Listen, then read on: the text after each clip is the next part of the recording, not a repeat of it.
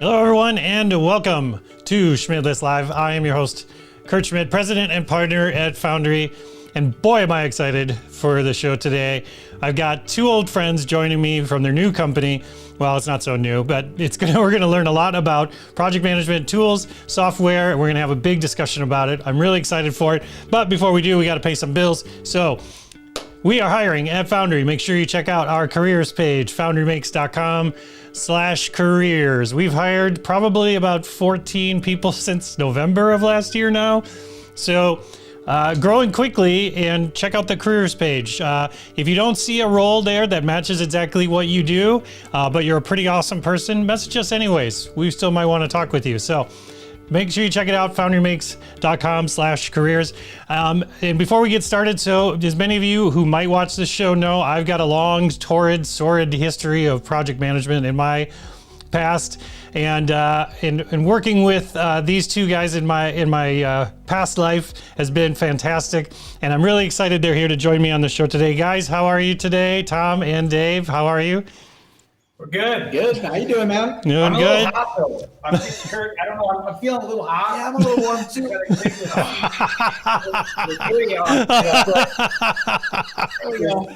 Oh my gosh, that is ridiculous. What the heck is that? That's just okay. That's borderline creepy, but I appreciate it. Wow, that's I'm at a loss for words. I don't even know where to go with that. But Tom, Dave, besides trolling me, what do you guys do over at Parallax? What does Parallax do? Yeah, I'll take a swing at it. Parallax is essentially a tool that I think Tom and I both wish existed when we were operating the agencies that we ran before this. And really, what its goal is to help agency operators do much better sort of project pricing and planning, resource management, and project level accounting, and all of which helps these agencies do a better job of forecasting so they can grow with more confidence. That's awesome. Thanks for that. So the whole idea of this resource management, I mean, the whole idea is that it's really the profit center of the organization, right? I mean, is that kind of the approach both of you take when you're sort of pitching this to agencies? Yeah, that's a really good point, Kurt. And I think we make all of our money really on the work that our people do. And I believe that the project manager has one of the most difficult jobs, if not the most difficult job in the agency, because they're really responsible for the profitability of the whole company, how efficiently we use the teams, what margins we make on those projects, and how we can easily transition from one project to the next. They have a lot of control over that. I should say they have a lot of responsibility for that. Sometimes they lack the visibility and the control, right? And so right. I think that what Parallax is trying to do is give them at first that visibility into things like project margin, into things like when people are going to be ready for new work, or that when new work's coming in, and give them hopefully through that visibility a little bit more influence and eventually control. Yeah, because I mean, historically, there's tons of project management tools out there. I'm sure both of you and I have explored all of them. I mean, what's wrong with just installing Microsoft Project and just calling it a day? Why can't I use these industry standard tools? Why aren't they up to snuff right now? So I think that one point of clarification, like we have been super deliberate about not building a project management tool. We think that there's great tools out there like Asana and Jira, all kinds of Favro, I think that you guys use, right, over at Foundry. Yep. Great tools out there for managing tasks, kind of keeping track of who's working on what, the timeline of the project. Our philosophy is that's the craft, and project managers, architects, those types of people who are planning the work, they should be able to use the best tools of their craft, right? Right. But what I think a lot of those tools are missing are some visibility into the accounting related to that project. Each project that we sell as an agency essentially has a mini profit and loss statement, right? Like we know about what the costs are related to the project. Yep. And we know what we're going to earn from fees. Often I've seen project managers having to maintain a spreadsheet outside of those project management tools. We're trying to make that a little easier. That makes sense. Yeah, because that's the thing that I think where these tools do fall down is that you can attempt to try and forecast as best you can, but they just don't have the same, I don't know, it's just not the same, I don't know, it's almost a mindset, I guess, of project, of when you're approaching projects. Is that something you found in building the tool? Is that it's not just about the tool, but it's about the methodologies and the way that they approach project management as a whole? Yeah, for sure. I think that, what we've learned a ton through this, obviously in our past lives, but also as part of building this project or this product, we created this, and there's a whole story behind that we could go into, but we created a product advisory council that's comprised of, over 100 different agencies and consultancies of various types and sizes. And one of the things that we're really trying to help people do is adopt the best practices that we're learning from the industry and from leaders in this industry to help project managers and everyone else sort of operate in a way that's going to give them, honestly, hopefully improve the way that they work and create better, more accurate sort of projections and sort of forecasts for that work. Yeah. So there are, along with sort of Parallax, there's sort of an adoption of behaviors and best practices, and that's what Parallax helps do too. So it's not only just like, here's the tool, but this tool supports the adoption of these better ways of operating. No, that's smart. I mean, and tell me, where do you find a lot of, when you're running into these agencies, are they, I don't know, up to date, right? Are they running Agile methodologies? Are they running these things, or are they very far behind? Is it when you're bringing this tool to them, are they even ready to bring something in like this? Or like you were saying, Dave, is that part of the service that you're coming in and helping consult them on how maybe to rearrange these projects in a way that is going to give them better visibility and forecasting? It's all across the board. I think in our product advisory group, there is a good spectrum of companies, not just in size, but also, like you're kind of saying, maturity. So there's much smaller boutique firms that are 25 people or so. Then we've got very, very large consulting firms that are 3,000 to 4,000 people. And so you'd be surprised, though, it's some of those 30 to 50 employee firms that are actually the most mature and modern in some of their best practices for software engineering, for project management, for those sorts of things.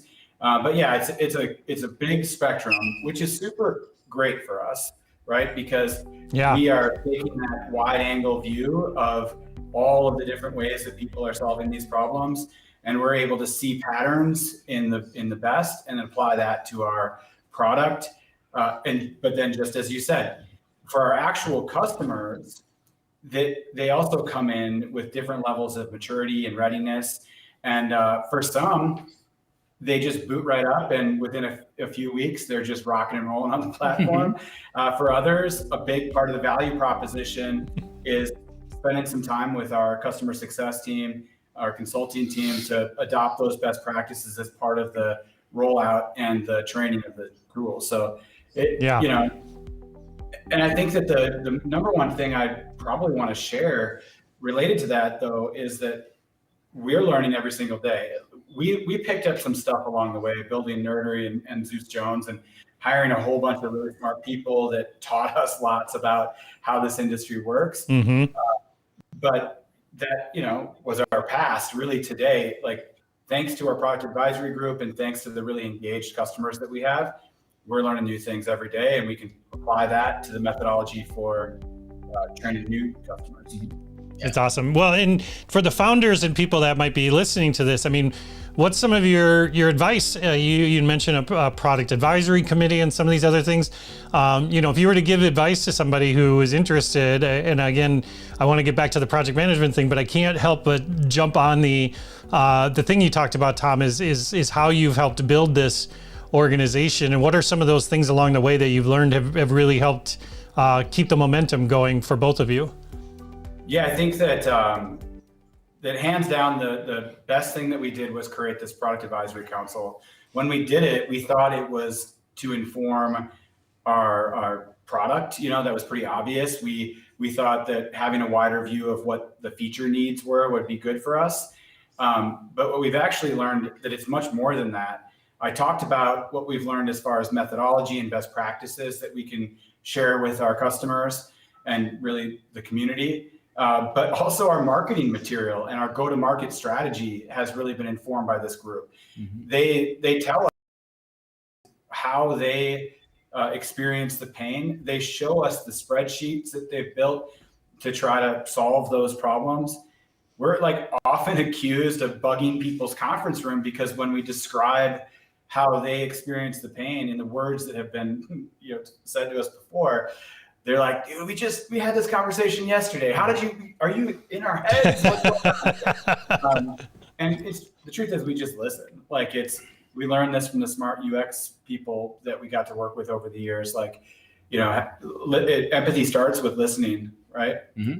Yeah. I think on top of that, what's really been, what I think helps is we take everything that we hear from these different organizations. And then like Tom said, we sort of share it back, and people say that like, yeah, you're bugging our conference room. We had this conversation just the other day, but I think the realization they also have is, oh, so I'm not alone in these challenges. Like I'm not, bad at my job or whatever. It's like, no, we all sort of in professional service organizations run into these really similar challenges, and they kind of follow along a pretty consistent sort of evolutionary curve, I guess, as your organization matures, as you grow to certain sizes. And, I think it's funny, most people feel like they're the only ones that don't understand or feel like they're constantly reinventing the wheel or doing things themselves, when that's just not true. We all go through the same things. And so what's been awesome with the Product Advisory Council and our customers is like, not only the knowledge sharing, but sort of that realization that, oh, I'm part of a community, and like I'm not alone. And that realization, I think, spurs a lot of confidence, which is super fun to actually be a part of, Yeah, right. Well, in this time, you mentioned, Tom, this is not a project management tool necessarily. But I'm sure you've had a chance to explore lots of tools, and both of you had over your careers. Are there ones that you would give advice to? Is there ones that you give advice to people that to check out and use? You mentioned Asana. Are there ones that you're finding are doing a better job than others? I always love to get people's opinions on tools. Yeah, I think from a project management standpoint, I think Asana is really doing a great job.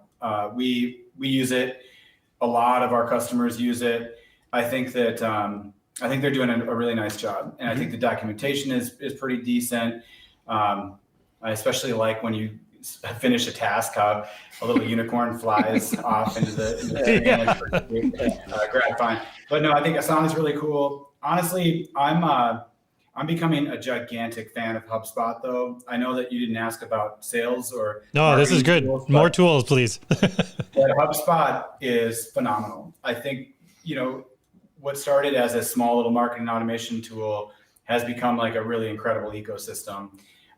They're putting new product and feature out every single week, and it all is good. Honestly, we use like for the full stack.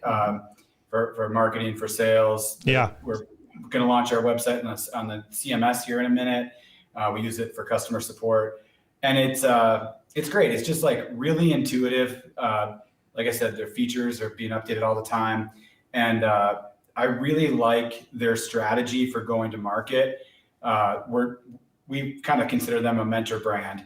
The fact that they're investing so much into thought leadership and giving back to the community. Yeah. For pretty much anything related to sales and marketing, you can Google like, how do I make my sales? Yep. They're a content machine. Stuff, right? Like their content's, and it's very good. Like it's good, high quality content. They're not just, making clickbait. So I really love what they're doing on a number of levels. Love talking about it too. So. Yeah, and they got a really good approach, right? Because they scale with you, right? Because you can just start off free with your one person shop or whatever, and then over time, you can be paying, you can get to paying a lot, right? But it definitely scales with you. You don't either have the free version or the $400 a year version, right? Yep. Yeah, That's cool.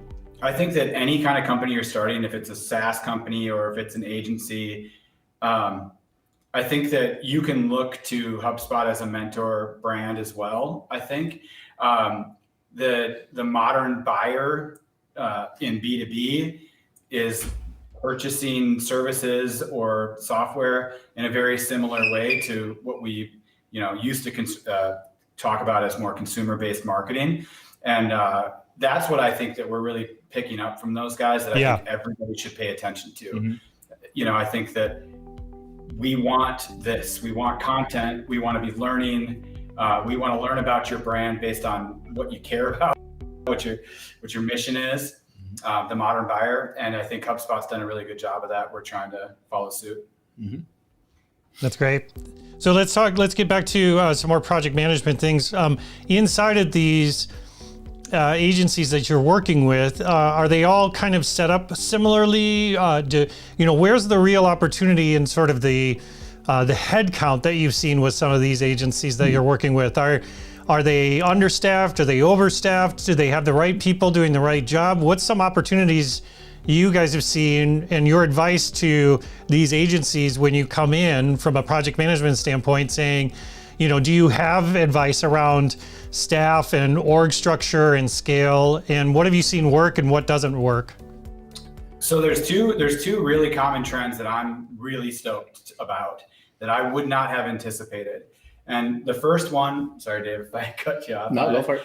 The first one is that most of these agencies really get it.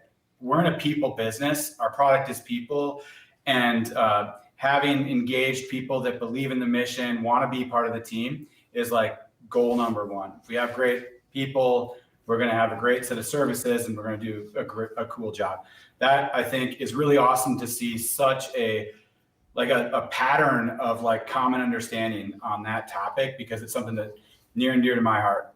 The number two, and this is the big surprise, I think, is we're seeing a real trend in selling Agile teams on a period by period basis. Oh, tell me more about that. It's been really awesome to see. The pattern is that you will have a fixed weekly fee for an Agile team, and how many hours per week doesn't really matter. We're delivering on an Agile calendar, 2-week sprints based on velocity, defect rate. And we've seen some agencies be able to position that really well, because they're selling the methodology and they're selling against the pain that we feel the way that projects have been sold and delivered before on more of a feature-based scope. And it's working. I've heard from a few of these organizations that are doing it this way that not only are their customers relieved to have some sanity into how we have this Agile point-based kind of scoping process. Right. Yep. In a much more simple benefit, they like having a consistent invoice that they know what to expect. They get a monthly invoice based on how many weeks they build. It doesn't matter if there's a holiday or vacation, whatever, it's just the same rate all the way through. And believe it or not, we're hearing that customers really like that. So that was pretty cool to learn. Mm-hmm. Yeah, I think the other, for sure. I think that idea of, we always, I'm, past project manager too, you put all this time into these really detailed waterfall-y looking project plans and scopes. And then, day two, the deliverable changes and the product timeline goes out the window anyway. And so even though that timeline and really detailed task-oriented approach felt good because we thought we could predict the future, it doesn't ever really play out. So what really plays out well is have smart people working on your problems. The other thing I think that we are seeing the sort of the more mature, more successful sort of more strategic agencies figure out is how to better forecast what's in the pipeline, what's coming, what's changing, right? So that they can sort of train and sort of cross-train and develop their staff towards what's coming versus reacting. And that puts them in a much better position to lead customers to success rather than be an order taker. And Yeah. the engineers, the project managers, everyone else feels so much more engaged when they are actively strategic and not just taking orders. And empowered, right? I mean, Yeah. I think what's interesting about your tool specifically, and can you talk to me, Dave and Tom, about the idea of shaping projects? Because I think this is something that's unique to the way that your tool works. And I'd love to hear the thought process behind it. Because like you're saying, Dave, what I've noticed in other tools and things that I've used before is you put the stuff in and it's like locked in. And what I love about what Parallax does is this idea of shaping things. So can you talk to me a little bit about that? Yeah, I can, Tom, fill in the blanks here. But, again, based on a lot of our research, one of the sort of markers of a really sort of mature strategic organization is that anywhere from like 60 to 80% of the work that they do comes from what we kind of refer to as like productized services or basically work that we know how to do really well, meaning that we know similar engagements, right? We know how to plan for it, we know how to staff for it, we know how to deliver it. And when you do that, these things follow a common sort of pattern, right? There's these kinds of resources over these general durations at these percentages or number of hours per period, right? And that's a starting point, right? And so again, if we kind of shift from that sort of task-based way of selling and delivering to more of like a teams-based way of thinking about it, these project shapes that we call it, these sort of allocations over time and roles start to make a lot more sense. And because we have those, we can apply them really, really, really early in the sales funnel, because we can say, well, it's kind of like that. It's sort of like a medium-sized mobile, app project. It's kind of like that one we did for, whomever. And if we have that starting point, it does a bunch of stuff for us. It gives us way better forecasting. And not only does it say, this is the kind of, the dollar amount we might book in the future, but it says, in addition to that, here's when we're going to earn the revenue for one thing, but also here's the impact on the resources, right? Here's the kinds of people we're going to need when. And then from that starting point, we can sort of massage that shape. Kind of, it's more like clay, right? We know that we might need to extend project management out a little bit more. We might need to, bump up QA, or just extend the whole project another couple of weeks because of, client expectations or milestones. And that sort of mentality of like, this is the general shape. And then we recommend on a weekly basis, kind of going in and sort of massaging it, to sort of follow what actually is happening in the project and make that visible, not only to the project manager, but to leadership and the teams. So that's kind of the cool. general idea. Yeah, perfect. That's cool. Yeah, I think it's really important because, back in my project management days, I used to do sort of this Monte Carlo sort of situation, right? Where it was like, well, if all things align, this is the perfect scenario, but here's if things go sideways and here's if things slow down. And you used to have to kind of make multiple spreadsheets to kind of find that Goldilocks sort of area where you hoped things would land, right? And so that's what I find interesting about what you've produced, is because, I think it's a great tool for these agencies because the work is shifting so much. But what's your advice for people in more structured places like manufacturing and these types of things? Is this a tool you see that eventually could transcend into all these different markets and different areas as well? Or are you just focused on the agency side of things right now? Yeah, our long-term vision is that any professional services business is going to have some, problem related to supply and demand. And I think ultimately that's the big problem we're trying to solve is supply and demand. How much, people do we have to do the work and how much work do we have coming in? But I think that right now, I think the bigger opportunity is to continue to learn from folks like you about that Goldilocks zone that you're trying to project for the rest of the agency. I think, I go back to, I think that the project manager has like one of the most critical roles and one of the most difficult roles, because that spreadsheet that you described where you had that Monte Carlo yep. Like, we've seen 6 of those. I don't know, tons of those. We've looked at them. We've learned that those people like you, Kurt, who've kind of like captured that ability to forecast or predict. We want to be able to leverage that what you've learned and help other people do that. Mm-hmm. Get that information out to the rest of the agency. I think, I imagine as a project manager who has a really a firm understanding of where her projects are in relation to everything else, and she's doing a good job forecasting and having that Goldilocks just right. If the rest of the agency doesn't have that same level of kind of give a damn about their part of the business, I'm sure that's frustrating, right? And we're learning that, we're seeing that, and so part of what we're trying to do is give everyone else the similar tool set, but also expose the value of that forecasting that project manager is doing on a regular basis to more people, and hopefully instill that influence on other parts of the organization, right? Oh, I see. This is why it's so important.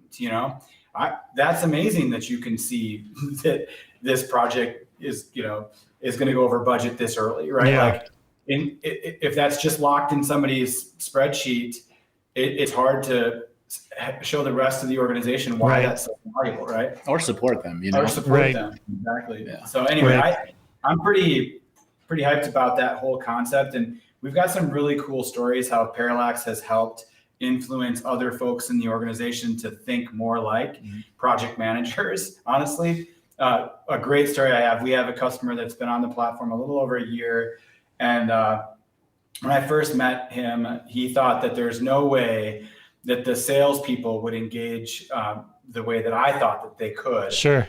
Because we kind of bridge CRM to project management. Yep. Right? And I'm like, what? Trust me, I'll show you. And out of the blue one day, he calls me up like on a Thursday afternoon. He's like, Tom, you're never gonna believe it. He's like, for the first time ever, I showed up to the executive meeting, and the entire sales pipeline was perfect. Not a single deal that was not in the right stage, that didn't have a close date and all the things. And I'm like, nice work. Like, what changed? And he said, it's that stupid report you guys built. And I'm like, okay, tell me more.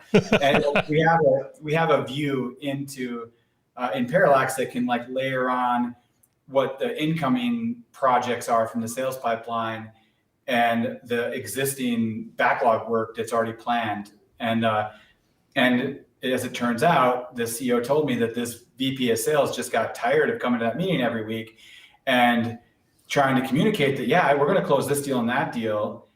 And when they asked, well, then why isn't it on the right stage? He's like, well, just trust me, right? Yeah, right. And I think that like the story like is more than just getting like embarrassed in the EC meeting, right? It's about empathy, and it's about the value of the work, right? If you think about it, I think that sales team means well, and they have their priorities in life, right? And their priorities are like winning new business, taking care of existing customers, making sure their team has everything they need, and then probably updating the CRM. And in that person's mind, it was like, I got all that in my head. It's not that important, whatever. But there's no malice. There's no like, sure, I'm trying to hide this information. It's just priorities, right? Right, priorities. But when that VP learned that like if they kept the CRM up to date, it gave the rest of the business better perspective on what's coming and making sure that they have the right people ready, and that we know that we've got the revenue to hire if we need to. It just made more sense to make it a higher priority, right? Like that, like that context elevated the priority. And that's a true story. And I'm really proud of it, because that's the point, right? Mm-hmm. Like, what can we learn from each other? How can we create this shared perspective where, we take some of the emotion out of the fact that we sometimes don't all come to these problems and points of friction in the business with the same angle, Right. Anyway, that's I think it's one of my favorite stories. Well, yeah, to your point, Tom, I mean, these areas of the business, excuse me, are incentivized differently, right? I mean, project managers incentivized on time and budget, salespeople closing deals, this group that. And so that data visualization you're bringing up, that ability to put it all out there and say, this is where we're at as a group, is probably pretty powerful, right? Oh, yeah. Absolutely. Yeah. I mean, we have, that's a big part of it. Like why, I think a reason why we started this, it was honestly to try to sort of mitigate some of those like challenges, right? Like everybody, like you said, has different priorities and different contexts and different information, right? So you've got the salespeople that are looking at CRM, and you've got, the delivery people that are looking at sort of like staffing spreadsheets and workloads. And then you've got the, HR people looking at, their spreadsheets and so on. And, sometimes it feels like all of their, it feels like they have different points of view and that those points of views are in conflict. Yeah. And the reality is that, they may feel like they're conflicting, but they're all right because they're all looking at the problem, or they're looking at just their section of the world. Right. And so what we tried to do here is like, how can we create that shared perspective that lets everybody kind of agree on, as close to possible, like what reality is, and then base our decisions on that. It doesn't mean like, you have to give up your CRM tool salesperson or project manager. You need to give up Asana and use some other thing. No, keep using your tools, but let's create a spot where we can sort of see where those things intersect, so we can make decisions together based on information and data rather than based on just feeling overwhelmed or, or because when I don't know something, that's when I start to get anxious. So that's the whole goal, is like we spend a lot of time in our jobs. So let's try to make it feel like we have a say and the ability to impact it and have impact.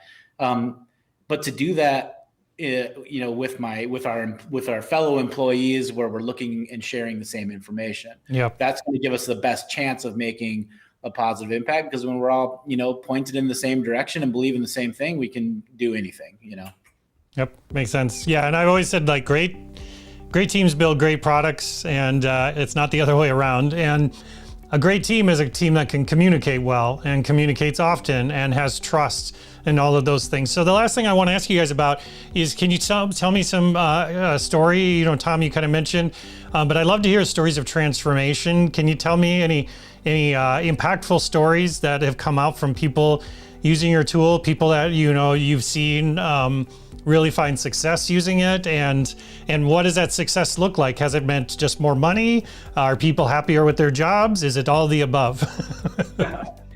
Yeah, we have tons of great stories, and I love telling stories, Kurt. So yeah, that's why I'm asking. I love your stories, Tom. The recent one that was really cool was there is a shop in Chicago that I really like, and they're doing some really impactful things, and they're starting to evolve. They had been just building software, and I shouldn't say just building software. But they were finding a lot of opportunity to build software along with like doing consulting on growth, meaning like helping big businesses adopt some best practices that we're seeing in Silicon Valley out of like startup companies for sales and marketing. And they've been having a lot of traction on that. And last year they knew that they needed to kind of invest more in the human capital related to this new service offering if they were going to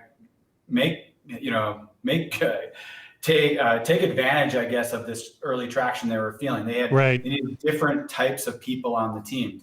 And when I asked this guy about what his return on investment had been over the last 12 months, he realized that we had helped him increase his gross margin in the organization by 25%. So from 25 to 50% gross margin in just 1 year. And he did that while maintaining the revenue growth in these new service offerings and in his existing service offerings.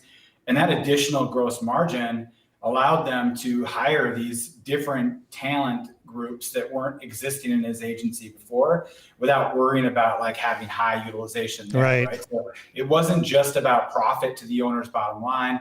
It was about funding this transformation for his organization, investing in the kind of talent that was going to take him to the next level. And I thought that's a pretty darn good story, because that's a good one. We all know that like our businesses need to continually evolve to, in order to keep up or ahead really of the market's need, right? And it's really hard to do in any business But professional services is really unique because in an agency or a consultancy, we do get to reinvent ourselves with every proposal we write, Yeah. Obviously, to Dave's point earlier, we can't do that for 100% of our projects. But if we do create that discipline, about 60, 70% of our revenue coming in from the kind of work that we know we're really kick ass at, and we can, raise margin in that group of work, that'll support the investment in this more evolutionary kind of business that we're going to do. And so anyway, it was cool to see that play out. That's super cool. I'm really proud of those guys for making it happen. Well, and that kind of segues me to one other thing, Dave. You've been a part of agencies and you've been a part of adding services on over time. And I'm guessing, in a lot of those cases, you're kind of just like, checking the wind. Like, it feels like this is a good area to go, right? And I mean, is that idea of this data visualization helping me make those choices in knowing what services maybe I should be exploring, or which ones maybe I'm not even realizing are a service and I need to focus on them more? Yeah, for sure. I think that's one of the benefits is we can start to see how often those come up in the sales pipeline, right? And how often they actually convert. And then and we can, and if we, like Tom's saying, there's like that good chunk of our work that is sort of the foundational work that we know how to do really well. That's our sort of profit center.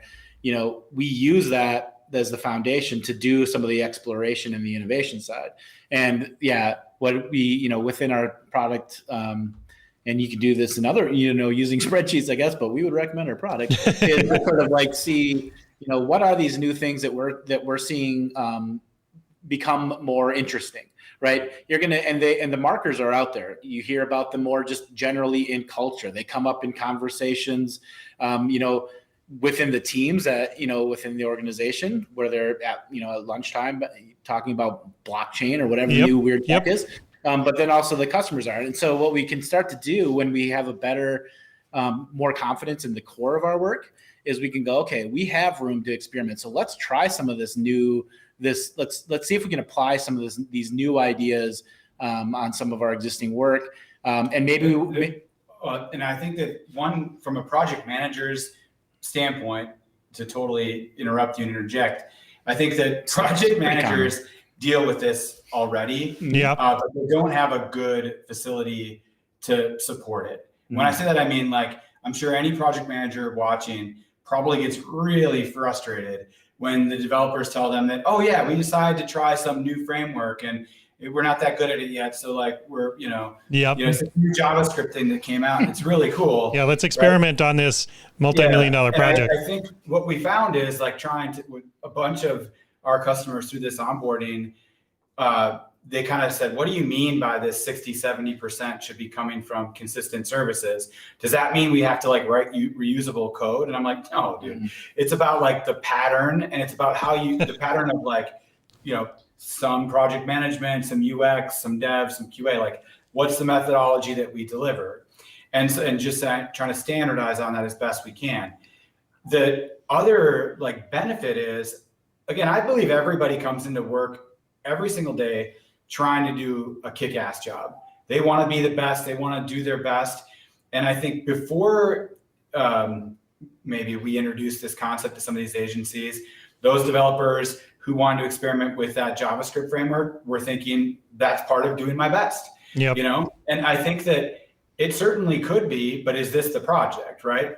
And so when we introduce this concept of like, 70-30, where we say, look, if for 70% of the projects, we can be really efficient and fast, and we can, make good margin, that allows us to be really experimental, like Dave's saying. In this 30%, we don't have to make any margin. We can lose a little bit, and I think introducing that concept like gives the project manager a little bit more clarity for setting expectations, and a little bit of like a why when they're setting expectations with that development team, right? Like, look, this is one of our standards, so this is not where we want to. It's not a playground. Or this one, we sold it specifically in that 30%, so it is a playground. Right. And I think that just having that binary, is it or isn't it, it gives everybody a better expectation of how we should treat this project. And again, everyone wants to do a good job. So if the expectations are clear, we're cool, right? Yeah. So that's, I think, a big part of it that I appreciate. And I believe that a bunch of the people who have kind of adopted this specific methodology, again, you don't need Parallax to adopt that, have enjoyed though. Yeah. Well, and I mean, we've all heard it before. I mean, each agency is a beautiful and unique snowflake, and each project is also a beautiful and unique snowflake. And when you've got those sort of ideas, it makes it really hard to make revenue something where you can actually count on it, right? So I appreciate what you're doing with this tool. We use it at Foundry. We really enjoy it. I've heard the team say over and over again, it's one of the lifeblood of what makes our company work as well as it does. So I appreciate both of you guys taking the time and energy and the sweat equity, as it were, to make this thing happen, because it's been a really valuable tool for us. And I definitely suggest, if people out there haven't checked out Parallax, you can check out getparallax.com for more stuff. And so Tom and Dave, if I want to know more about it, other than going to getparallax.com, how can I connect with you and get all this juicy insider knowledge from you? Well, actually, there's two things that I would ask of your audience. Obviously hit the website and stuff, but we are trying to expand the product advisory council specifically with project managers right now. Okay. I'm not just blowing smoke when I say it's the most critical role in the organization. Jill, you have to come closer because I can't read the date. April 20th. Sorry. We're going to host an event on April 28th, and we're going to start to advertise it on our website and stuff like that. But we wanted to kind of reveal it here.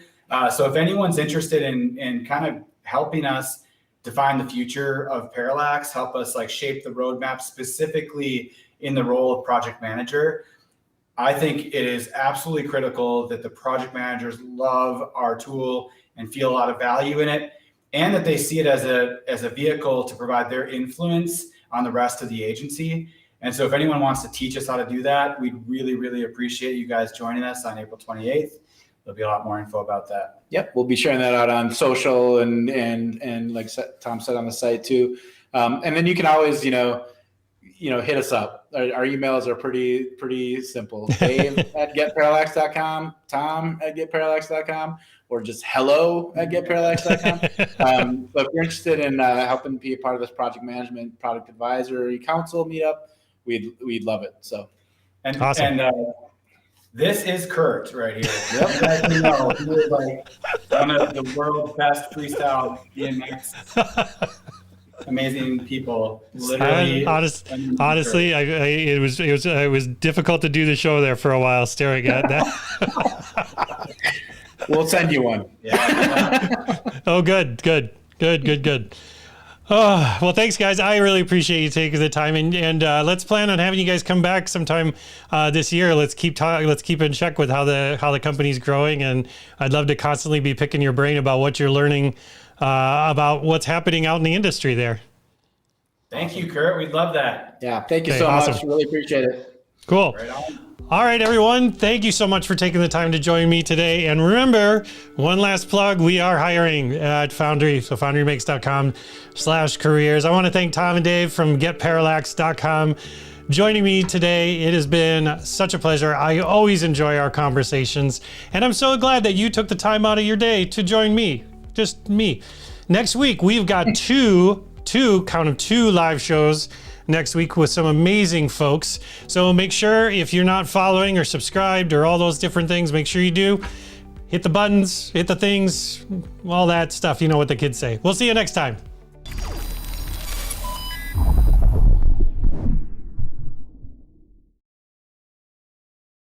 Down for us.